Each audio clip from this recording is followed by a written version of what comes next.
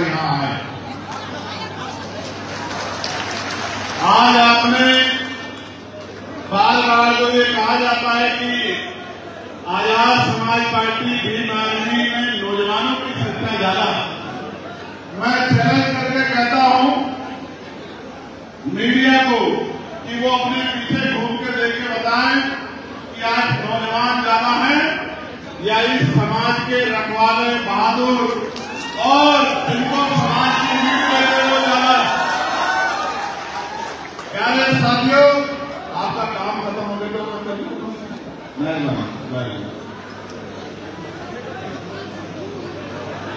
आपको अगले 1 घंटे अपने बल को स्थापित करने के लिए धरती पे आना पड़ेगा, जमीन पर बैठना पड़ेगा।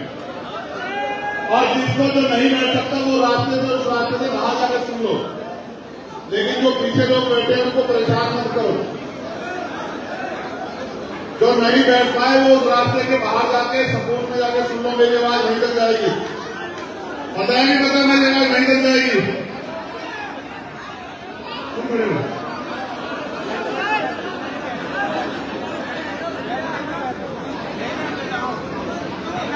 ये वाली व्यवस्था और बात करनी है, हटाओ यहाँ पर ये भी हम लोग वॉलेंटियर कर जाओ।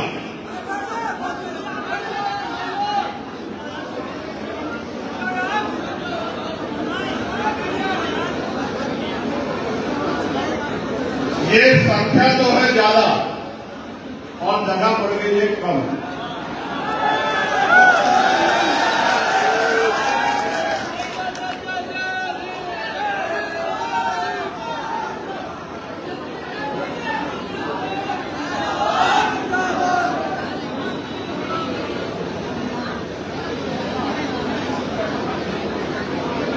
जब तक नहीं बैठोगे तब तक बात नहीं रखी जाएगी।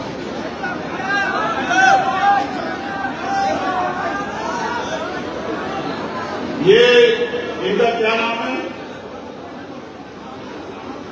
आप हट जाओ, आप इन्हीं के लगा कर जाओ। प्यारे साथियों,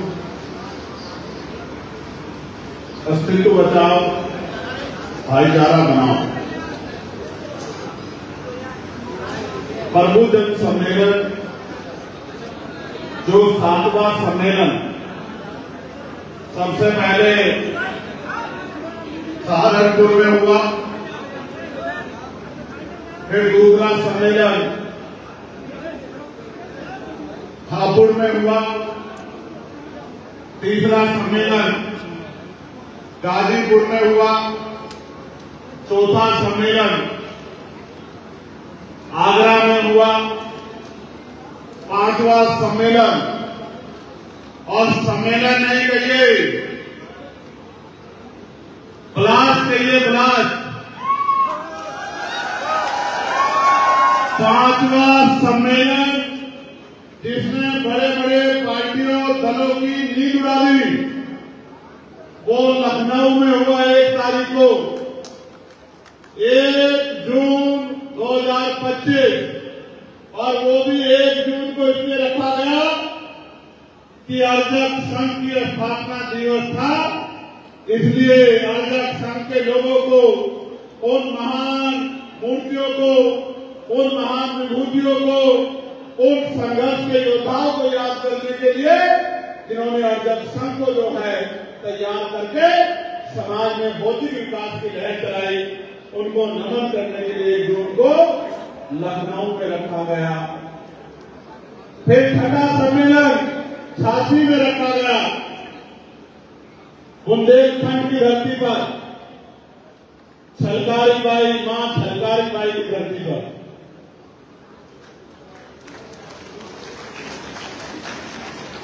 सर्वश्रेष्ठ विद्रोहियों में से एक मां पूनम देवी की धरती पर। वो सम्मेलन नहीं था, वो सिर्फ सम्मेलन नहीं था। शिक्षा के जनक परमानंद लोधी जी की धरती पर वो सम्मेलन नहीं था, वो क्रांति का बिगुल था। और आज कानपुर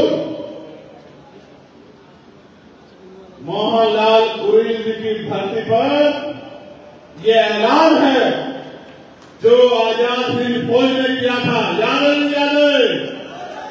जो आजाद हिंद फौज ने किया था, गुलामी की बेड़ियां काट के उस गुलामी से देश को आजाद कराने का संकल्प आज यहां आजाद समाज पार्टी को आजाद हिंद फौज थी, इसने अंग्रेजों के दांत खट्टे किए थे, अंग्रेजों को भागने के लिए मजबूर किया था, सुभाष चंद्र बोस जी के नेतृत्व में किया था। और ये आजाद समाज पार्टी का काशीराम है जो यहां से मनु के ठेकेदारों से गुलामी की बेड़ियां काटने के लिए संघर्ष करने का काम कर रहे हैं। प्यारे साथियों, मैं अपनी बात को शुरू करने से पहले सभी संतों, गुरुओं और महान पुरुषों को नमन करता हूं जिनके संघर्ष से हमने और हमसे पहले हमारे महान पुरुषों ने बहुत कुछ सीखा। महामानव तथागत बुद्ध, पाखंडवाद की जड़ें हिला देने वाले जगत गुरु सतगुरु रविदास जी महाराज, गुरु कबीर जी, गुरु नानक जी, भगवान वाल्मीकि जी, गुरु घासीदास जी, संत गाडगे जी महाराज, नारायणा गुरु, शिक्षा के अग्रदूत, भारत के असल राष्ट्रपिता ज्योतिबा फूले, मां सावित्रीबाई फूले, मां फातिमा सेठ, आरक्षण के जनक छत्रपति साहू जी महाराज,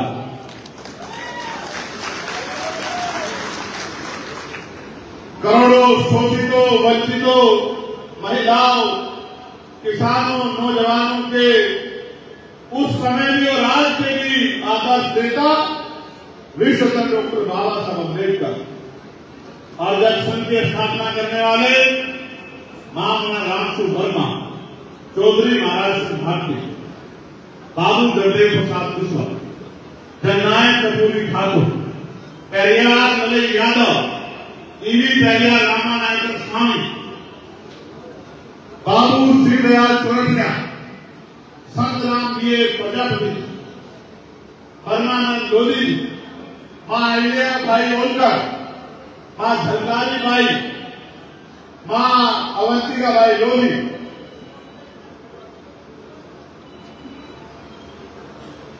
जननायक कर्पूरी ठाकुर, मान्यवर दीना भाना वाल्मीकि और मान्यवर साहब श्री काशीराम के चरणों में भी अपना नमन करता हूं, उनको वंदन करता हूं।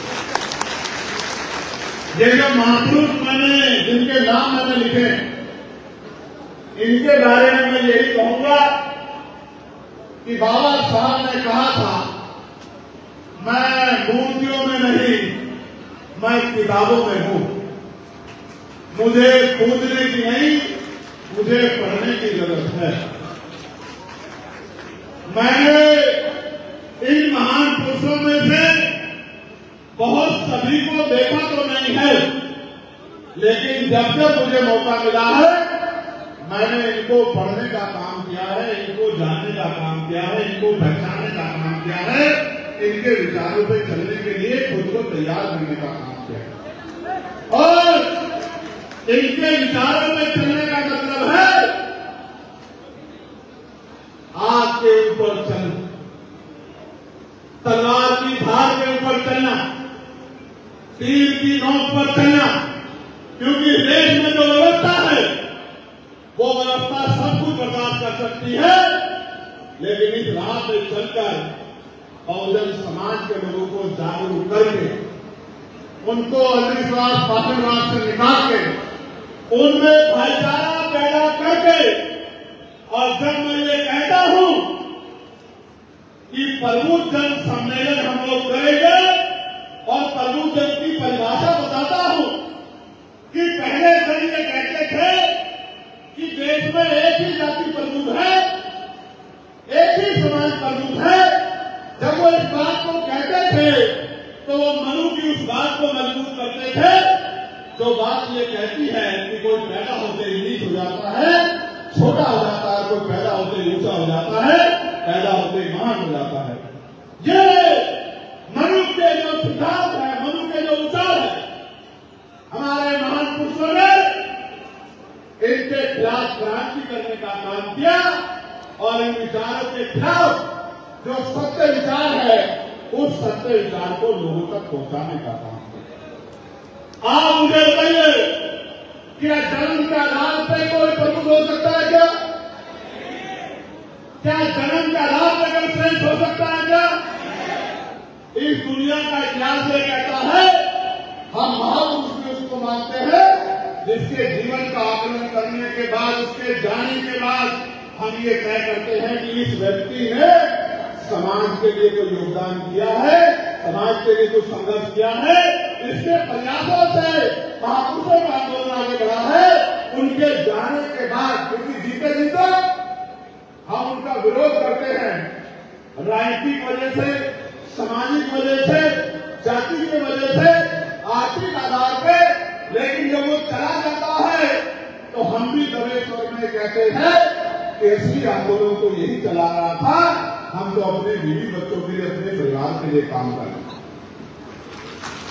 क्या है साथियों, इसलिए मैं कहता हूं कि हक वंचित समाज का वो तबका जो डॉक्टर है, इंजीनियर है, प्रोफेसर है, वकील है, IITN है, जो किसानी करता है, जो मेहनत करता है, जो लिखने का काम करता है,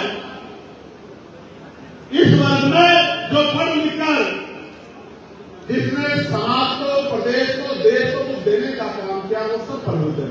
क्या ये बात मैं गलत कहता हूं? जोर से बताइए, क्या ये बात गलत कहता हूं? मैं आपको बताना चाहता हूं, अभी मैं दुबई गया था 2 दिन के लिए। जब मैं दुबई गया तो मैंने वहां बड़े बड़े बिल्डिंग देखे। एक वहां बड़ी बिल्डिंग है जिसका नाम है बुर्ज खलीफा। बादल उससे नीचे है, वो बादल से ऊपर है। लगभग 165 मंजिला वो इमारत है। देख के लगता है कि आसमान को छू रही है, लेकिन मैं आपको बताना चाहता हूं, वहां से 17-18 में गणना हुई थी तो 35 लाख लोग वहां इस भारत से गए हुए वो लोग थे जो वहां मजदूरी करके उन बिल्डिंगों को बनाने का काम। ये वो लोग हैं जो उस बिल्डिंगों में जिनका खून लगता है, पसीना लगता है, इनकी हड्डियां लगती है, जिनके संघर्ष से वो बड़ी बड़ी बिल्डिंगें बनती है, उनकी मिट्टी में, उनकी बुनियाद में किसका खून शामिल है इसको कोई नहीं जानता। लोगों को लगता है देश हवा में मर गया, लोगों को ये नहीं पता इस देश को बनाने के लिए देश के हक वंचित समाज ने, कमजोर समाज ने अपनी पीठ तोड़वा ली है, अपने कंधे तोड़वा लिए हैं, अपने घुटने खत्म करवा लिए हैं और पसीना और खून लगा के इस देश को आगे बढ़ाने का काम किया है। इस बात को ना कोई जानना चाहता है और जो जानते हैं वो जानबूझ के सम्मान नहीं देना चाहता। कानपुर की सड़कों को कौन समझाता? जो कहा जाता है कि इंदौर सबसे सुंदर है, इंदौर सबसे स्वच्छ है, उस इंदौर को स्वच्छ कौन बनाता? नेता, मंत्री, अधिकारी। ये मेरा समाज है जो हक वंचित समाज, जो इस सड़कें साफ करके, इसकी गंदगी उठा के, सीवर में करके, मैला सर पे रख के इन शहरों को साफ करने का काम करता है। ये बात मैं आपको इसलिए बता रहा हूं। लोग का पेट भरने का काम कौन करता है? खेती किसानी कौन करता है? ये हक वंचित समाज करता है, ये मेरा समाज करता है, तब लोगों के घरों का खाना मिलता है। इसलिए मैं कहता हूं कि यहां बैठी मेरी बाएं बहनें, ये जो आई है आशीर्वाद प्यार देने, ये प्रबुद्धन है जो अपना घर चलाते हैं। ये जो मेरे सामने बैठे हैं जो संघर्ष करते हैं, ये प्रबुद्धन है। और ये जो इस मंच पर बैठे हैं तमाम दलित, पिछड़े, मुसलमान, आदिवासी, जो इस देश को, प्रदेश को सींचने का काम कर रहे हैं, ये सब प्रबुद्धन है। मैं इनका बहुत बहुत धन्यवाद करता हूं कि इन्होंने अपना कीमती समय निकाला।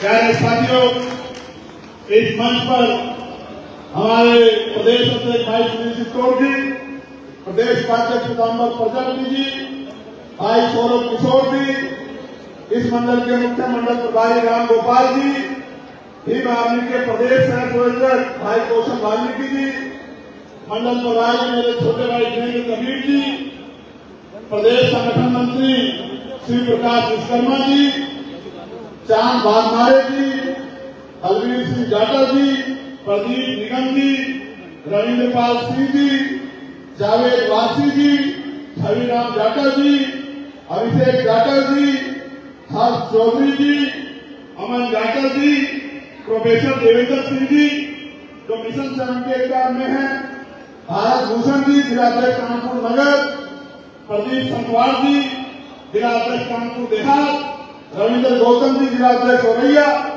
सुंदरम एडवोकेट जी जिलाध्यक्ष इटावा, प्रभात गौतम जी जिलाध्यक्ष कन्नौज, संजीव सिंह जी जिलाध्यक्ष फुलकाबाद, ओपी गौतम जी जिला संयोजक भीम आर्मी, अमित गौतम जी, सुदर्शन यादव जी जो मिशनरी गार्ड के प्रदेश संयोजक में हमारे जागृति जत्था के, सुनील कोरी जी जो महानगर के प्रभारी हैं, सिद्धार्थ गौतम जी जो महानगर के अध्यक्ष हैं, अंकित कुमार जी, सिद्धार्थ गौतम विश्वकर्मा जी और अंकित कुमार जी, साथ साथ जिन्होंने आर्थिक सहयोग किया, माननीय रविंद्र पाल सिंह जी जिन्होंने 1 लाख रुपए का सहयोग किया है, कुलदीप सिंह पाल जी जिन्होंने 25,000 रुपए का सहयोग किया है, प्रदीप निगम जी जिन्होंने 1 लाख रुपए का सहयोग किया है, लाल मोहम्मद खान जी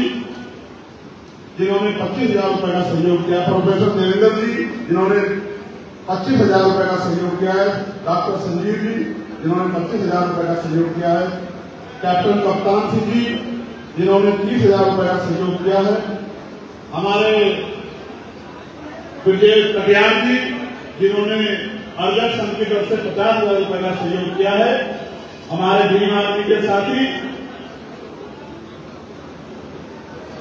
कितने ओपी गौतम जी और उनकी पूरी टीम ने 20 रुपए की शस्त्र सिद्ध करा के 1 लाख रुपए का सहयोग इकट्ठा किया। साथ साथ इस मंच पर उपस्थित सम्मानित वक्तागण जिन्होंने अच्छे सुझाव दिए हैं, प्रोफेसर ब्रिजेश चंद्र कटियार जी जो विभागाध्यक्ष है बायो केमिकल इंजीनियर डिपार्टमेंट के, केदारनाथ सचान जी जो पूर्व राष्ट्रीय सचिव अपना दल के, प्रोफेसर धर्मेंद्र जी जो जनता डिग्री कॉलेज इटावा में है, डॉक्टर जी सैना सचान जी जो चेयरमैन बिरला ग्रुप हैं, पत्रकार अशोक यादव जी, धर्मेंद्र कश्यप जी जो पूर्व में स्वयंदेव राजगढ़ पार्टी में थे, श्री राम पाल जी जो शिक्षक हैं, श्रीमती जीत मित्रा जी, प्रोफेसर राघवेंद्र प्रताप सिंह जी और तुलसी राम वाल्मीकि जी, भाई गंगाराम पाल जी जो पूर्व मंडल कोऑर्डिनेटर है बसपा के, आज उन्होंने आजाद समाज पार्टी में आस्था विश्वास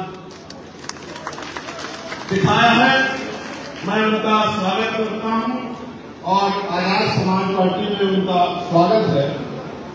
साथ साथ हमारे भीम आर्मी के संरक्षक हैं यहाँ श्री श्यामलाल बोस जी, श्री मूलचंद जी, मास्टर तुलसीराम जी, अरविंद पेंटर जी, इंजीनियर हीरालाल जी, गंगाराम पाल जी, रामताल वर्मा जी, डॉक्टर अजीत सचान जी, नरेश पाल जी, राम स्वरूप जी, श्री कांता जी, केदारनाथ सचान जी, एडवोकेट घनश्याम जी, सुदेश कुमार भोज जी, पृथ्वीपाल मौर्य जी, संतोष वर्मा जी, विजय बाबू हजारिया जी,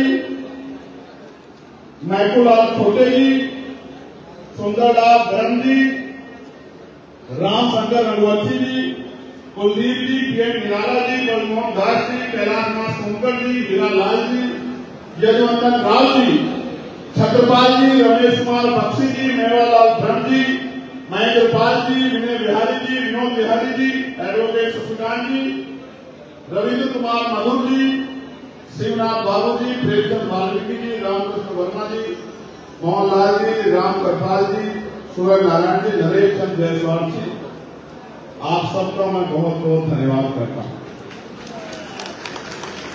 जब यहाँ मैं पसीने पसीने बोल रहा हूँ तो आप लोगों के क्या हाल होंगे, लेकिन मेरे उन नौजवानों से बिल्कुल नाराजगी रहेगी जिन्होंने मेरी बात को मानने के बाद क्यों बैठे नहीं। उनसे मेरा प्यार नहीं हो सकता और वो मेरे सिपाही नहीं हो सकते, मैं इस बात को मानता हूँ। क्योंकि जो मेरा सिपाही है उसको तो मैं रात को 12 बजे 1 बजे भी कह देता हूँ कि आंधी से टकराना है, वो फिर पीछे पलट के नहीं देखता है, मैं इस बात को जानता हूँ। प्यारे साथियों, आज मैं अपनी बात कबीरदास जी के उस दोहे से शुरू करूंगा जो आप सबके लिए बहुत महत्वपूर्ण है। कबीर खड़ा बाजार में लिए लुपाटी हाथ, जो घर जाने अपना चले हमारे साथ। मैं इसका मतलब भी आपको समझा देता हूं।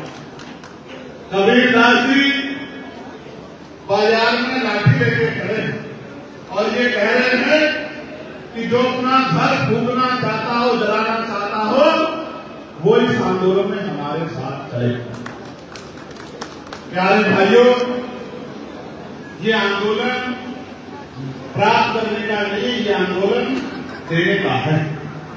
इस पूरे आंदोलन को जब आप पढ़ोगे, जानोगे, समझोगे तो आपको एहसास होगा कि हमारे महापुरुषों ने इस समाज से कुछ लिया नहीं है, अभी को अपना पूरा जीवन इस समाज को जगाने के लिए और इसकी गरीबी, बेबसी, लाचारी को खत्म करने के लिए अर्पित किया। इसलिए मैं आप सबसे कहना चाहता हूं आज बहुत जिम्मेदारी से, जैसे ही लखनऊ में प्रदूषण सम्मेलन हुआ, जो हलचल मची है वो हलचल रुकनी नहीं चाहिए। ये तो 7वां है, अभी तो 11 और बाकी है, लेकिन 11 खत्म होंगे, घर नहीं बैठूंगा, गाड़ी उठा के यात्रा के लिए निकलूंगा, तब तक ट्रेन से नहीं बैठूंगा जब तक उत्तर प्रदेश की धरती पे एक अम्बेडकर वाली नहीं बैठेगा मेरे साथ। करो मुकाबला, तुम में हिम्मत है, चैलेंज है हम लोग के चंद्रशेखर आजाद का, अपने भाइयों के भरोसे, बहनों के भरोसे करो मुकाबला। अगर तुम में हिम्मत है सामने आकर मुकाबला करो, अगर भूल न सकाए तो मेरा नाम चंद्रशेखर आजाद है। प्यारे साथियों, प्रदूषण सम्मेलन इसलिए किया जा रहा है कि पिछले 27 में 15 साल हो जाएंगे, 15 साल, पिछले 15 साल में जो 2027 में हो जाएंगे। राम जी का वनवास भी 14 साल का था, 14 साल के बाद उनको भी राजपाल याद आ गया। इस भूले बिखरे बहुजन समाज को समझ नहीं आया कि बिना राजकाज के आप लोग इस प्रदेश में करोगे क्या। आज प्रदूषण सम्मेलन के जरिए हम लोग समझा रहे हैं कि जातिगत जनगणना होनी चाहिए। और आप याद रख के सुन लो, पार्लियामेंट का हिस्ट्री निकलवा लो, पार्लियामेंट के जो है डिबेट निकलवा लो। जब मैं पहली बार पार्लियामेंट गया था तो मैंने यहीं से बात शुरू की थी कि जिसकी जितनी संख्या भारी उसकी उतनी हिस्सेदारी, जिसकी जितनी संख्या भारी उसकी उतनी हिस्सेदारी। अब धन धरती राजपाट बटके रहेगा, अपने धन धरती राजपाट को हम लोग लेके रहेंगे।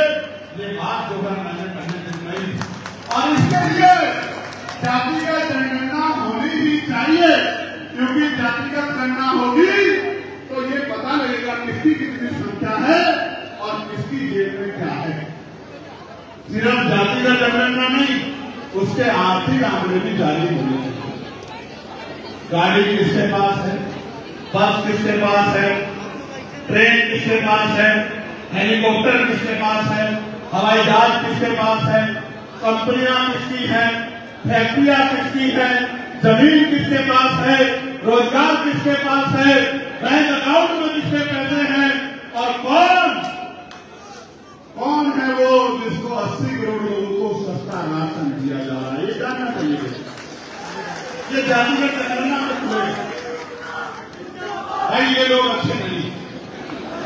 ऐसी तो भेड़ बकरियां भी नहीं होती, भेड़ बकरियां भी अच्छी होती हैं। एक भेड़ ये दूसरी भेड़ होती है, लेकिन आपको भेड़ बकरियां भी नहीं हो। ये बात मुझे आपके मुंह पे कहनी पड़ेगी, इन सबको कहनी पड़ेगी जिन्होंने जो घर से तो निकल आए हैं, लेकिन लगता है कि मन में कोई संकल्प नहीं है। भैया बाल तो बहुत अच्छे होते हैं, काम भी अच्छे करते, तेरी माँ भी लेके घर जाने के बाद मेरा बेटा अच्छे काम कर रहा है।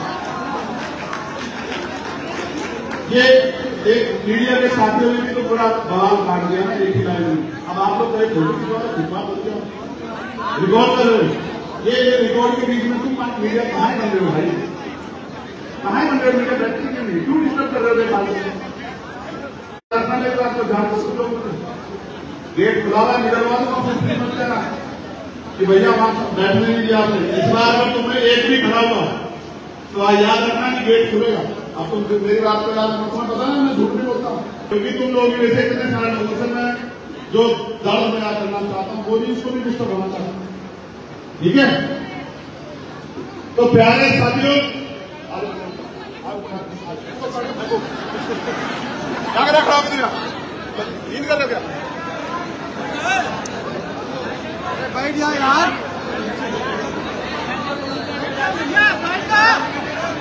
ये अनुशासन बनाने के लिए क्या थोड़ा सा कम लेना पड़ेगा। अब आगे के सम्मेलन में याद रखो, आप गेट बंद रखो, अच्छा लगे किसी को बुरा लगे, अनुशासन को बनाना पड़ेगा। ये इन चंद लोगों की वजह से पूरा डिस्टर्ब हो रहा है। ये आप लोग भी पीछे हो जाओ, समझदार हो। सिर्फ मीडिया वालों को छोड़ के बाकी सब लोग बैठ जाओ। तो चलो इस बात से ध्यान हटाओ। अगली बार इस बात की जिम्मेदारी भी मैं अपने आप में संभालूंगा, किसी अच्छे आदमी को लगाकर मैं वो इस अनुशासन को बना के रखूंगा। प्यारे साथियों, तो मैं बात आपसे कह रहा हूं कि जातिगत जनगणना होनी चाहिए और उसके आर्थिक आंकड़े भी जारी होने चाहिए। ये होगी तो एक आईना हमारे सामने आएगा, हमें पता लगेगा, क्योंकि 1931 के बाद नहीं हुए ना। SC/ST की होती है, सिर्फ SC/ST की होती है ना, ओबीसी की होती है ना, सामान्य वर्ग की होती है। तो संपूर्ण जातिगत गणना होनी चाहिए और उसके आर्थिक आंकड़े जारी होने चाहिए। जैसे बिहार में हुआ था तो पता लगा कि 10% आबादी सामान्य समाज की है और 90% आबादी SC/ST ओबीसी और माइनॉरिटी। अब मेरा ये कहना है कि जब ये हो जाए तो फिर शासन साधन संसाधन में भी बंटवारा होना चाहिए। फिर 52% ओबीसी को 52% आरक्षण मिलना चाहिए। इस बात का मैं सबसे पुरजोर वकालत करूंगा और अगर इसके लिए संघर्ष करना पड़ा, जैसे माननीय काशीराम साहब ने कहा था कि मंडल कमीशन लागू करो वरना कुर्सी खाली करो, इस काम को दोहरा कर दिखाने का काम भी आजाद समाज पार्टी करेगी। मेरी बात को आप याद रखें। प्यारे साथियों, ये भी मन में शंका बड़ी आ गई है कि ईवीएम के द्वारा वोट की चोरी हो रही है। ये भी बहुत बड़ी शंका लोगों के मन में है और मैं समझता हूं कि लोकतंत्र में तो जो जनता की समस्या है, जो जनता की शंका है, जो जनता की मांग है, पूरी होनी चाहिए। होनी चाहिए। लोकतंत्र का मतलब क्या होता है? लोकतंत्र का मतलब होता है जनता द्वारा जनता का शासन, यानी कि जनता अपने लिए प्रशासक नियुक्त करती है कि हमारी काम धाम की रखवाली कौन करे। ठीक है, तो जनता ये चाहती है। आप भी आज बता दो, बैलेट से चुनाव होना चाहिए या ईवीएम से? ईवीएम से कह रहे हो क्या? समझ नहीं आ रहा। जब मैं कहूंगा बैलेट से, और अगर आप सहमत हो तो जोर से नारा देना चाहिए। ईवीएम से होना चाहिए या बैलेट से होना चाहिए? एक और बार बताओ, मजा नहीं आया। बैलेट से होना चाहिए क्या?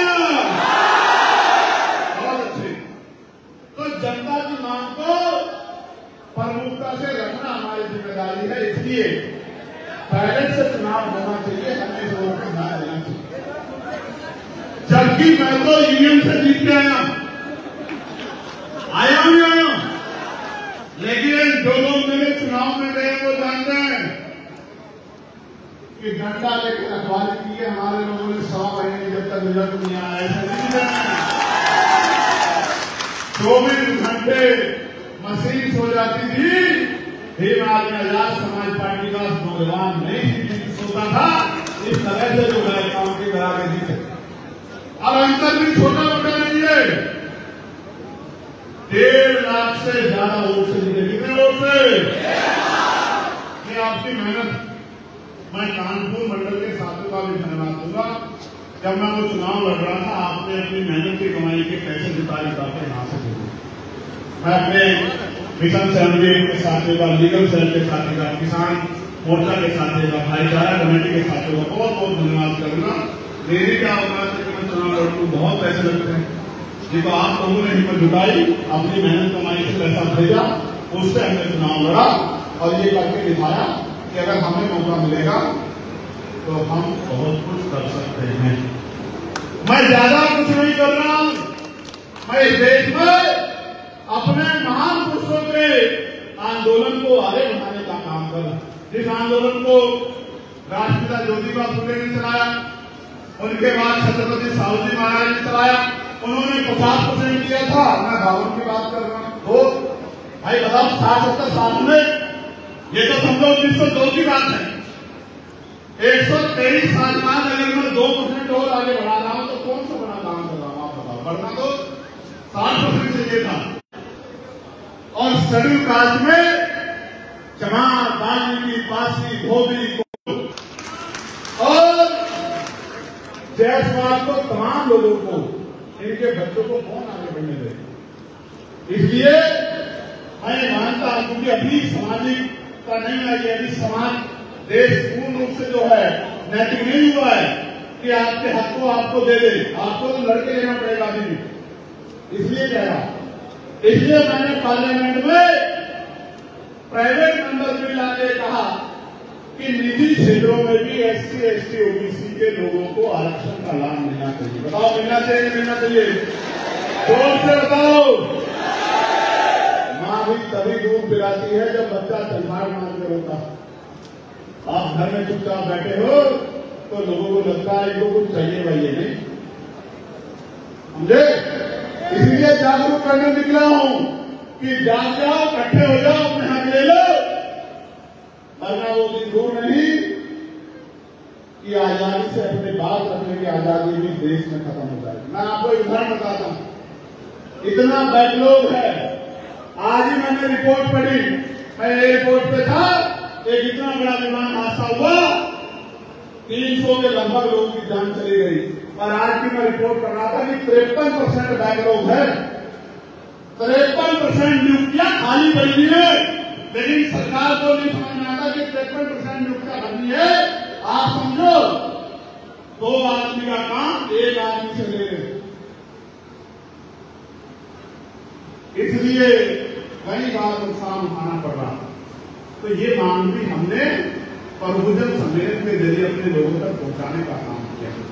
प्यारे साथियों, क्योंकि बातें बहुत सारी हैं और उन पर आपसे चर्चा करनी, इसलिए मैं यहां से शुरू करूंगा कि मैंने पार्लियामेंट में सरकारी सिस्टम किस तरह सुधरे अस्पतालों में, इसके लिए ये मांग रखी थी कि अगर इसको सुधारना है तो हमें सबसे पहले सरकारी हॉस्पिटल में ये सुनिश्चित करना पड़ेगा कि नीति बनाने वाले और नीति लागू कराने वालों के परिवार का हित उससे जुड़ता है। कैसे?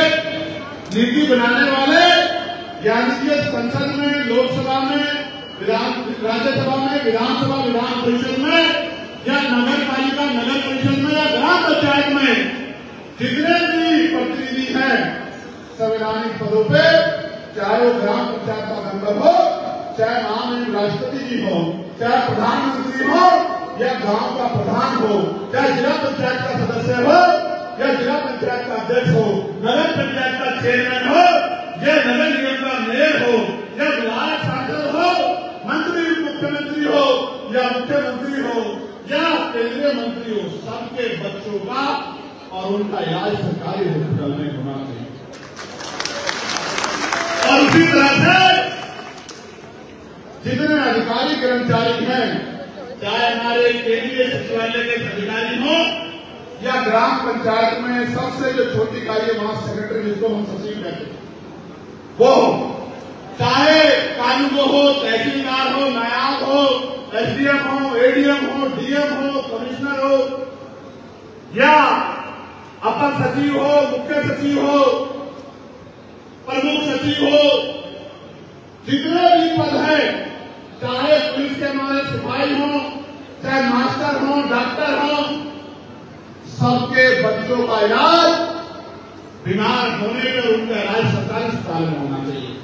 और जो डॉक्टर का इलाज कर रहा है उसके बच्चों का इलाज भी, उसका इलाज भी सरकारी अस्पताल में होना। आप देखना जिस दिन ये पॉलिसी लागू हो जाएगी, ऐतिहासिक क्रांति हो जाएगी, शानदार बिल्डिंग होगी, सारी सुविधाएं होंगी, पूरे डॉक्टर होंगे, स्टाफ की कमी नहीं होगी, अनगिनत काउंटर होंगे, दवाइयां भी वहां मिलेगी, टेस्ट भी वहां होंगे, जेब भी नहीं कटेगी और जान भी नहीं जाएगी। मेरी बात को याद रखना, जान भी बचेगी और समाज भी बचेगा और जेब भी नहीं कटेगी, क्योंकि मानव जीवन सबसे अनमोल है, इसकी रक्षा होनी चाहिए।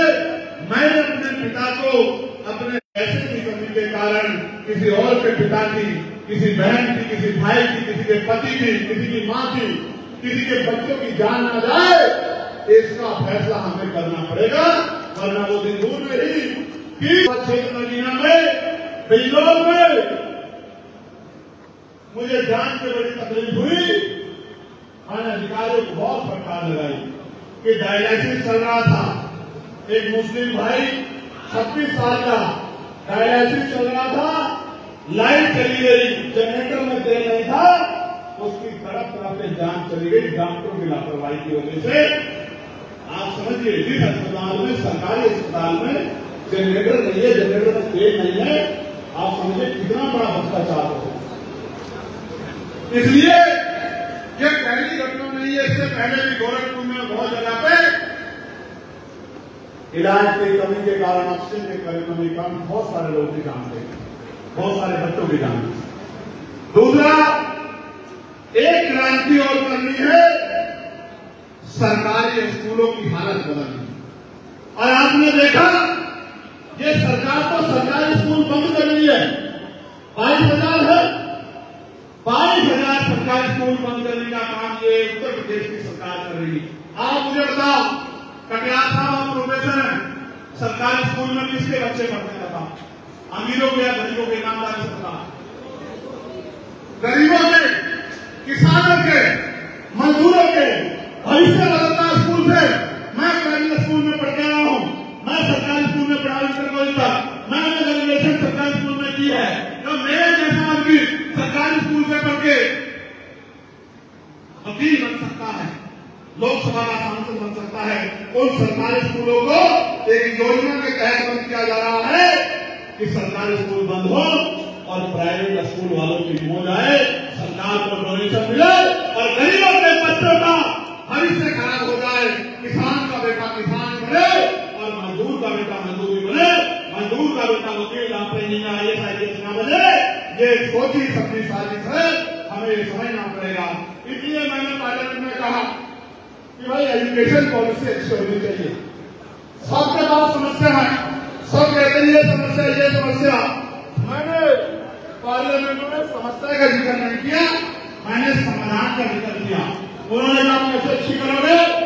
मैंने कहा अच्छी ऐसे होगी जब नीति बनाने वाला और लागू कराने वाला, यानी कि जो संवैधानिक होगा, जिसका मैंने जिक्र किया था, राष्ट्रपति हो या ग्राम पंचायत के मेंबर की संतान, सबको शिक्षा एक समान, सबको शिक्षा एक समान।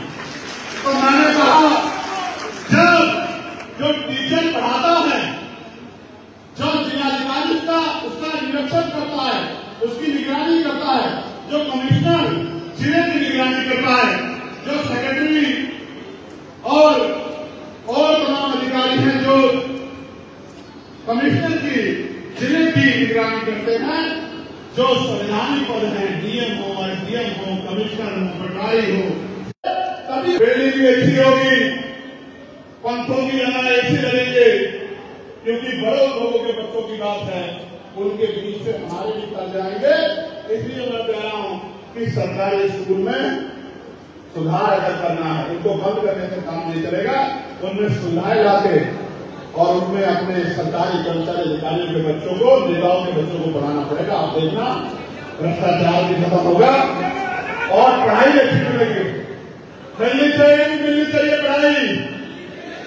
कितने मैंने नाम गिना है, राष्ट्रपिता ज्योतिबा फूले, माँ फातिमा शेख, माँ सावित्रीबाई फूले, माँ रमाबाई, कितने नाम गिना है, ब्रह्मानंद लोधी जी, कितने नाम लिखवाए, रामसु वर्मा जी, कितने नाम आपको बताया, प्रकाश वाल्मीकि जी, ये सब शिक्षा के वजूद थे।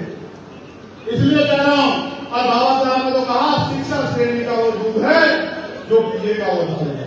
आज अगर चंद्रशेखर यहाँ खड़ा होकर बोल रहा है तो ये उस शिक्षा की देन है जो बाबा साहब अम्बेडकर के संविधान में हम सब मिलकर देने का काम है। साथियों, जितना बैकलॉग है उस बैकलॉग को भरा जाना चाहिए और पढ़े लिखे नौजवानों को रोजगार देना चाहिए।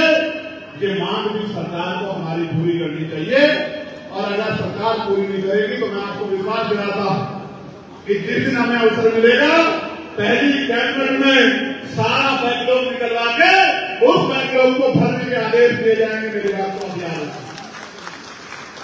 दूसरा, जितनी भी परीक्षाएं होंगी उसमें जो शुल्क लिया जाता है वो शुल्क को हम लोग जीरो करने का काम करें। मेरी बात को ध्यान रखें। चाहे किसी भी डिपार्टमेंट की भर्ती हो, कोई शुल्क नहीं लगेगा और परीक्षाएं निष्पक्ष होंगी। इस सरकार की तरह पेपर नहीं लीक होगा। मेरी बात को याद रखना, पेपर नहीं लीक होगा, पेपर नहीं लीक होगा और 70,000 शिक्षक भर्ती का आरक्षण का घोटाला नहीं होगा। मेरी बात को याद रखना। इसका जो हक है वो मिलकर रहेगा। सारे नेता हैं पिछड़े वर्ग के, इन दलों में, पार्टियों में 20,000 पद उठाए, 20,000 बच्चों का, 20,000 परिवारों का भविष्य उजाड़ ले, और ये सरकार डरते ताली बजा के तमाशा देखती रही। हाईकोर्ट ने उनके फेवर में आदेश कर दिया। मैं 5 दिन तक लखनऊ के जमीन में पड़ा रहा, आंधी तूफान में, गर्मी में, तब जाकर वो पद मिले थे। हाईकोर्ट ने हमारे पक्ष में ऑर्डर कर दिया, सरकार सुप्रीम कोर्ट चली गई। ये देना नहीं चाहती। मेरी बात को आप याद रखना, ये तो आपको जमीन पर लिखा के और ना तो दूसरों से पीटना चाहती है। सरकार का समझने का काम करो। प्यारे साथियों, प्रमोशन में रिजर्वेशन, अब इसमें ये बात बड़ी चुभती है कि प्रमोशन में रिजर्वेशन का जो फायदा होगा तो वो क्यों रुके।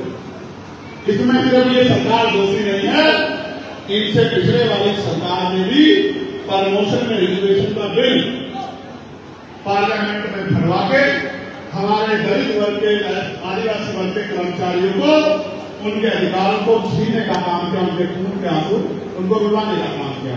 अगर इनकी जरूरत में होता तो मैं कहता एससी एसटी के साथ ओबीसी और माइनॉरिटी को भी जोड़ लो, इनको भी प्रमोशन में रिजर्वेशन का नाम दो, इनको भी प्रमोशन रिजर्वेशन का नाम देके मुख्य पदों पर जाने का मौका दो।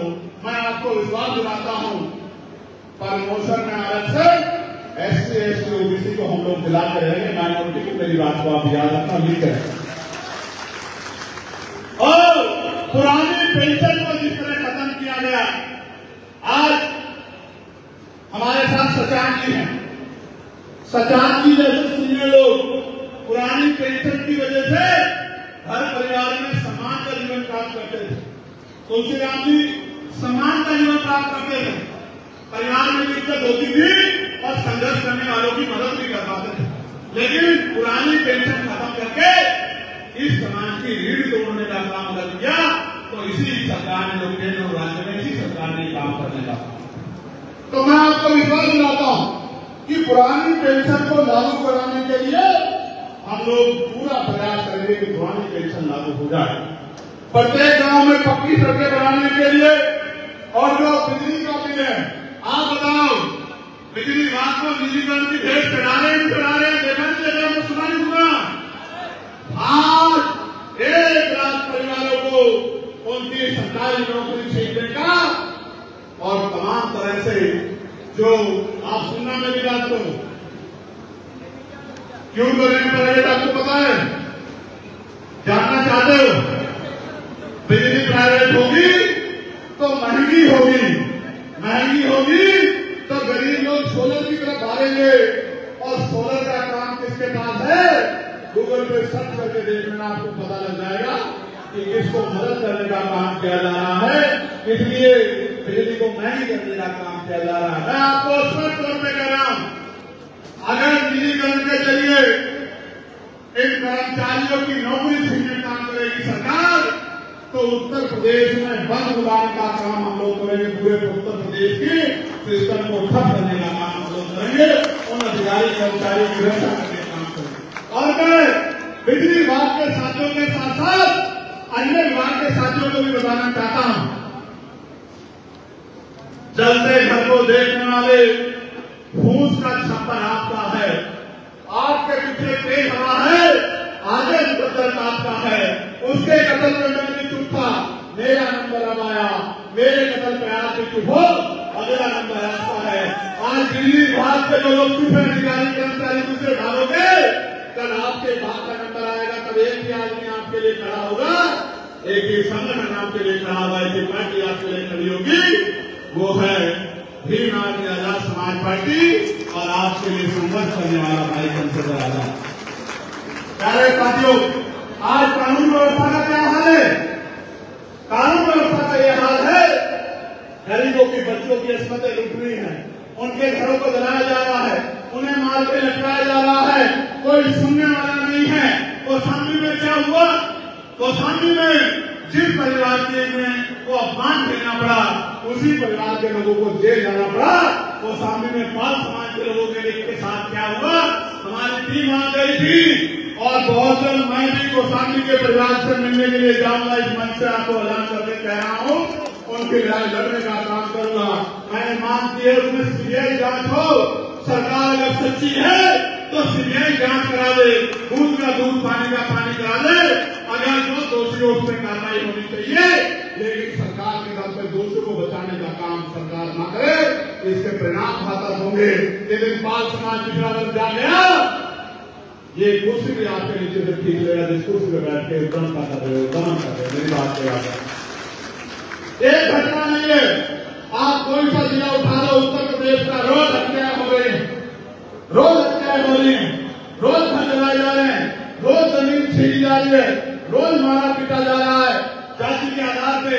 और इस कानपुर में आ जाओ, दूर दूर जाते रहो। सीएमओ ईमानदार था तो निलंबित हो गया, हो गया नहीं हो गया? एक कानपुर में हुआ नहीं हुआ? कल ही तो हुआ है शायद, कल परसों में ही तो हुआ, भूल तो नहीं गए। सीएमओ को कह रहे हैं सिस्टम का हिस्सा बन जाओ। कौन से सिस्टम का हिस्सा बनाना चाहते हैं? सीएमओ ने कहा सिस्टम का हिस्सा नहीं बनूंगा। सीबीआई ने जिस संस्था को चार्जशीट दी है उसको काम नहीं दूंगा, तो सीएमओ निलंबित हो गए। और सीएमओ बेचारे पीसी घंटे कह रहे हैं कि मेरे साथ अन्याय हो गया। और आधी सरकार उनकी तरफ है और आधी सरकार दूसरों की तरफ। और मैं यहां से सीएमओ साहब को कहना चाहता हूं, समाज में रहोगे तो आपकी तरफ हाथ उठाने से पहले 1000 बार चंद्रशेखर आजाद से लड़ना पड़ेगा, सरकार हो जाएगी।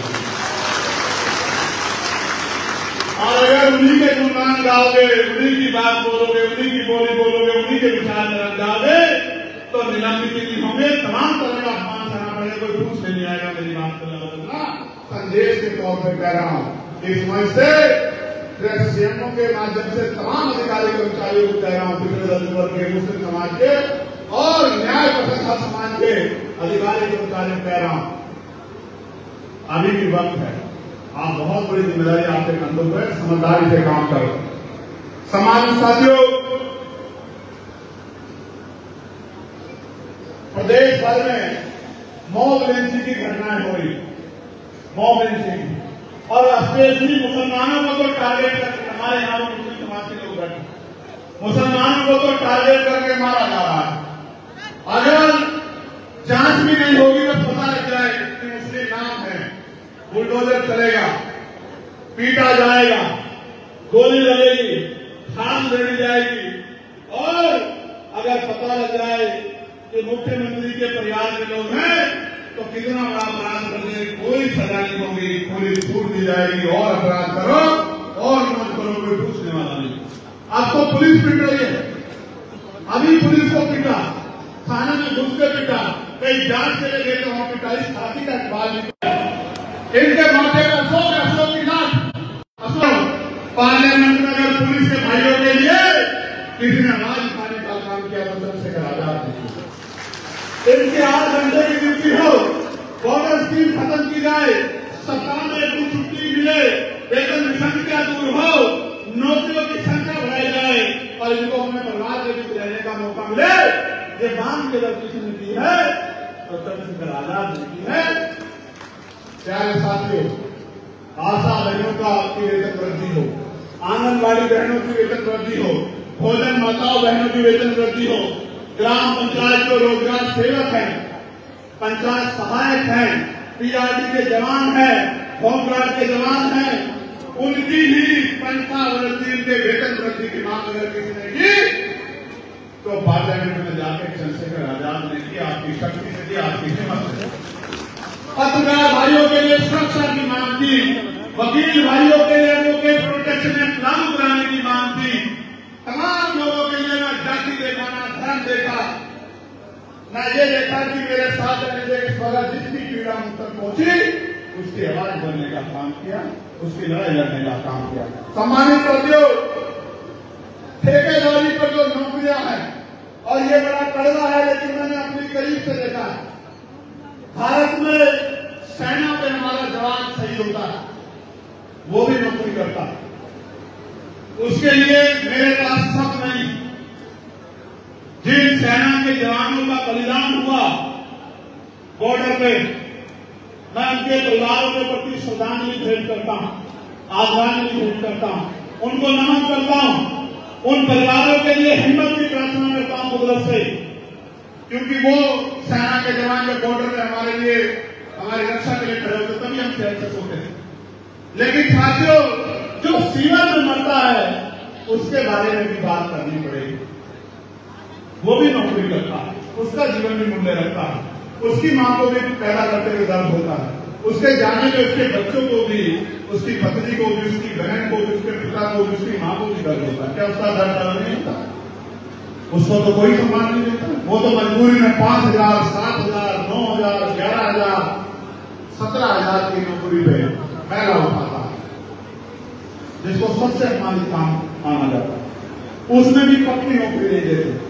मैं आपको विश्वास दिलाता हूं, एक भी कच्ची नौकरी नहीं रहेगी, सबको पक्की नौकरी देने का काम हम लोग करेंगे। मेरी बात का जितने डिपार्टमेंट में सरिया रखी गई है, आउटसोर्सिंग रखी गई है, उनको सूचीबद्ध करके योग्यता के आधार पे उनकी नौकरियों को पक्का करने का काम करेंगे।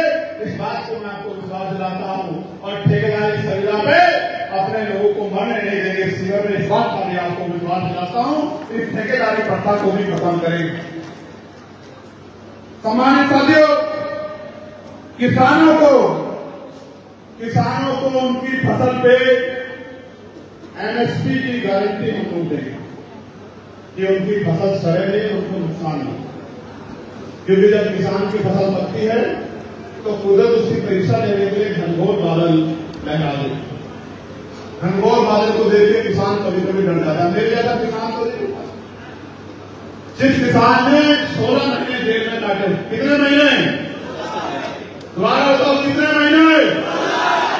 जिसने 16 महीने 10/6 की काल कोठरी में काटे हों, जिसने देश की बड़ी बड़ी जेल तिहाड़ 2 बार देखी हो, जिसके बदन पे जितनी हड्डियां नहीं उससे ज्यादा जिसने लाठियां खाई हो, जिसके दांत तोड़ दिए गए हो, पैरों में नखून खींच ले गए हो, जिसकी रीढ़ के अंदर में 4 जगह गैप हो, और जिसने गोली खाई हो, मौत को सामने से देखा हो, वो चंद्रशेखर आजाद आपसे डरने वाला नहीं है। मेरी बात को आप याद रखना। इसलिए आपसे कह रहा हूं बहुत जिम्मेदारी से कि किसानों को फसल का एमएसपी गारंटी देंगे, और जब तक पढ़े लिखे नौजवानों को रोजगार नहीं मिलता उनको रोजगार भत्ता दिलाने का काम करेंगे। इस बात को लिख लेना नोट करें। प्यारे साथियों, यही कानपुर में 18 जून को 50 झोपड़ियां जल गई थी, क्योंकि वो अमीरों के महल नहीं थे, गरीबों की झोपड़ियां थी। आज तक सरकार ने शायद कोई मुआवजा नहीं दिया उन परिवार को, कभी उनका प्रशासन ने भी सुन नहीं ली। इसलिए सुन नहीं ली कि फर्क नहीं पड़ता उनके जीने मरने से, क्योंकि ये व्यवस्था उनको इंसान भी नहीं मानती। आज बिजली की बेतहाशा कटौती हो रही है। किसी जिले में चले जाओ, कई 6 घंटे कटौती, 8 घंटे कटौती, कोई पूछने वाला नहीं है। इस सरकार को 9वां साल लग गया है। ये सरकार सो रही है, इनको नहीं पता कि बिजली के लिए क्या व्यवस्था इन्होंने की है। इनका तो एक ही उद्देश्य है कि निजीकरण करना है बिजली का।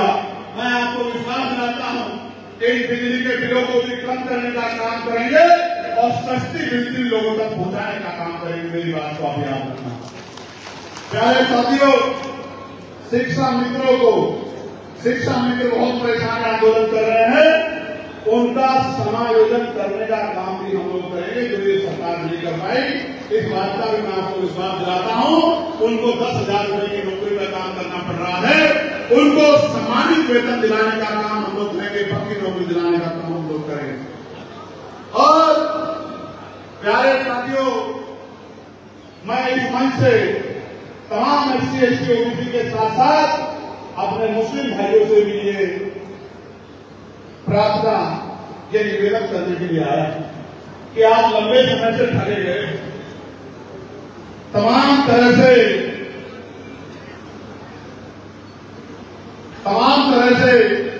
चुनाव के समय आपको लुभावनी बातें करके आपको ठगने का काम किया जाता। और जब आपके नेताओं पे अन्याय होता है या आपके समाज पर अन्याय को पूछने वाला नहीं होता। पूरे देश भर में जहां भी किसी मुस्लिम भाई का अन्याय हुआ होगा, फिर राजनीति के भाइयों ने आगे बढ़कर लड़ाई को लड़ने का काम किया होगा, उनको ताकत देने का काम किया। मैं आपको कहना चाहता हूं, आपने सबको मौका दिया है, एक मौका चंद्रशेखर आजाद को भी आपको देना चाहिए। देना चाहिए बताओ, देना चाहिए कौन हाथ उठाने बताओ, देना चाहिए। एक मौका देने के बाद दोबारा किसी नेता की जरूरत नहीं पड़ेगी। इस बात का मैं आपको विश्वास दिलाता हूं। आपको भी आपके सम्मान और रिश्तेदारी के साथ आगे बढ़ाया जाएगा। जिसकी संख्या हमारी उसकी उतनी। प्यारे साथियों, शहीद मेजर सलमान खान बस अड्डे पर उनके नाम का बोर्ड जो अभी तक नहीं लगा है, उसको लगवाने के संबंध में एप्लीकेशन आई। मैं इसके लिए अधिकारी से बात करूं, लेकिन अब मैं आपको भी कुछ काम बताना चाहता हूं। पहले आप बताओ, क्या आप मेरी मदद करोगे नहीं करोगे? बताओ, क्या आप इस मूवमेंट को आगे बढ़ाने में मदद करोगे नहीं करोगे? बताओ। ये दोनों हाथ उठाने बताओ। जब एक हाथ उठाएगा उसकी नहीं मानूंगा। जैसे हमारे एक सज्जन ने जो कैब लगाने बैठे एक ही हाथ उठाया, मेरी नजर तो सब पे रहती है, जब दोनों हाथ उठाएंगे तभी मैं मानूंगा। माँ बाप ने दोनों हाथ उठा लिए। अब आप गौर से मेरी बात को सुनो, बहुत शांति से। मैं आपसे सबसे महत्वपूर्ण बात देखो भाई, उनके मुकाबले का मीडिया तो हमारे पास नहीं है ना।